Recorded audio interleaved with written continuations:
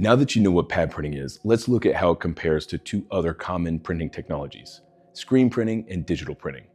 Each method has its strengths, but depending on your parts and your production needs, one may be a better fit than the other. Let's start with screen printing. Screen printing pushes ink through a mesh screen onto a flat surface. It's great for large, flat items and for producing bold, opaque colors. But screen printing struggles with curved, textured, or recessed parts. The screen is rigid, so it simply can't conform to complex shapes. It's also slower to set up, especially for multicolor jobs, and requires more cleanup and consumables. Digital printing is another popular method, especially for short runs and full-color images. It works well on flat or lightly curved surfaces, and it offers fast artwork changes with no plates required.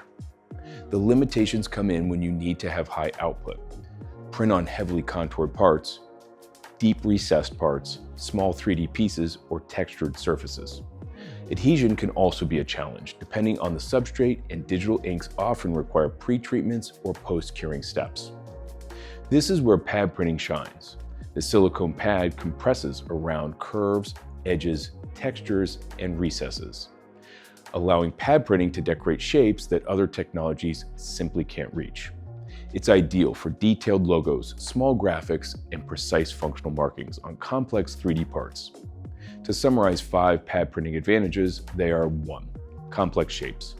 Pad printing easily handles curved, angled, and recessed surfaces. Screen and digital printing struggle here.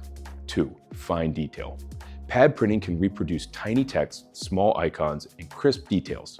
Screen printing can lose detail, while digital can struggle on non-flat parts. 3. Material compatibility. Pad printing ink systems bond well to plastics, metals, glass, rubber, coated surfaces, and more. Digital inks often require primers. Screen printing requires specific meshes and inks per material. 4. Production speed. For small logos, multicolored icons, and repeatable marking, pad printing is typically faster and more efficient, especially on small or irregular parts. 5. Pad printing is cost-effective for both short runs and high-volume production, with inexpensive plates compared to screens or digital consumables. So when should you choose each process?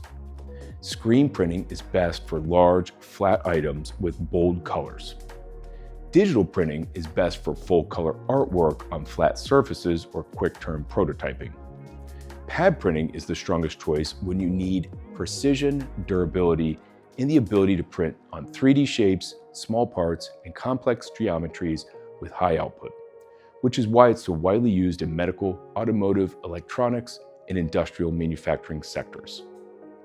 In our next video, we'll break down what products can be pad printed and review some basic substrates that can be printed on.